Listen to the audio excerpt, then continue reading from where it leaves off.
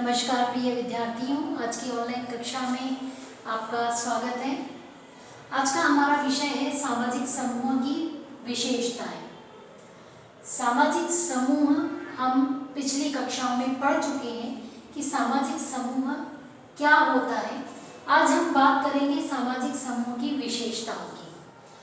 सामाजिक समूह की विशेषताओं के अंतर्गत पहला बिंदु आता है कि जो सामाजिक समूह होता है वह व्यक्तियों का समूह होता है, अर्थात किसी भी समूह का निर्माण केवल एक अकेले व्यक्ति से नहीं होता और इसके लिए दो या दो से अधिक व्यक्तियों का होना अधिक आवश्यक होता है, तभी वह सामाजिक समूह कहलाता है। दूसरा बिंदु आता है कार्य विभाजन। कार्य विभाजन अर्थात प्रत्येक समूह की हम बात करें तो जो प्रत्येक समूह का निर्माण होता है वह किसी न किसी उद्देश्य के कारण ही होता है और इस उद्देश्य की प्राप्ति के लिए समूह के जो सदस्य हैं उनमें कार्यों का विभाजन भी किया जाता है।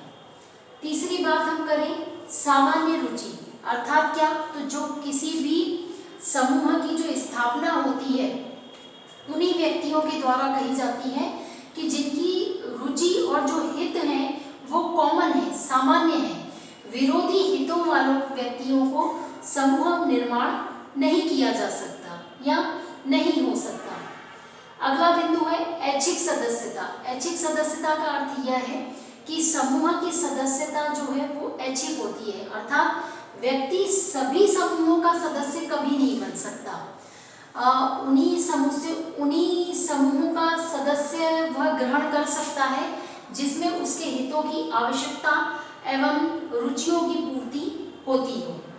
अगली बात है सामूहिक आदर्श। सामूहिक आदर्श का प्रत्येक समूह में जो सामाजिक आदर्श और प्रतिमान होते हैं वह आपस में जो पारस्परिक व्यवहार निश्चित करते हैं, उन्हें एक प्रत्येक सदस्यों से यह अपेक्षा की जाती है कि वह समूह के आदर्शों प्रतिमानों को पालन करें।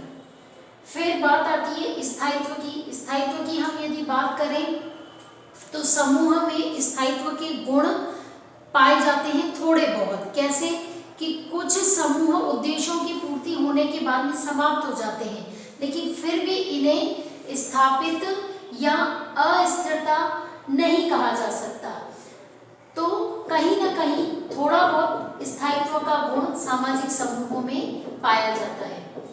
अगला है बिंदु समझौता। समझौता क्या है कि किसी भी समूह की यदि स्थापना हम करें तो संभव है कि उसके समूह के जो सदस्य हैं उसके उद्देश्यों में, कार्य प्रणाली में और उनके नियमों आदि को लेकर के आपस में समझौता होना अति आवश्यक तत्व माना जाता है। ढांचा, ये चीज हम शुरुआत से पढ़ते हुए आ रहे हैं कि समाज का एक वास्तविक ढांचा और संरचना होती है, उसी प्रकार से प्रत्येक समूह होता है उसकी अपनी एक संरचना और एक ढांचा अवश्य होता ही है।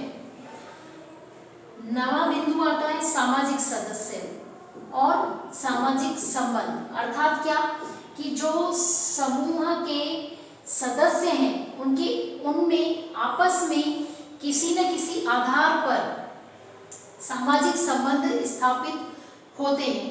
समूह में केवल व्यक्तियों के उद्देश्य प्राप्ति हेतु एकत्र होना यही पर्याप्त नहीं होता है।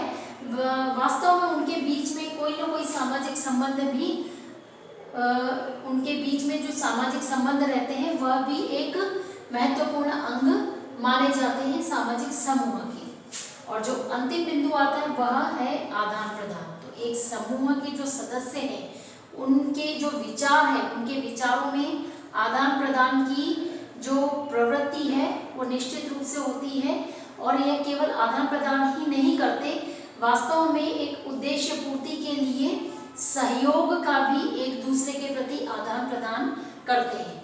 अर्थात इन बिंदुओं के आधार पर, इन विशेषताओं के आधार पर ही किसी समूह को यह कहा जा सकता है कि जो ये समूह है वह वास्तव में एक सामाजिक समूह है।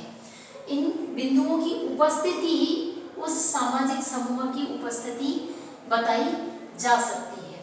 तो तो आज हमने सामाजिक समूह की विशेषताओं के बारे में यहाँ पर विस्तृत रूप से समझने का प्रयत्न किया। अगली कक्षा में कुछ अन्य बिंदुओं को साथ में आएंगे। तब तक धन्यवाद।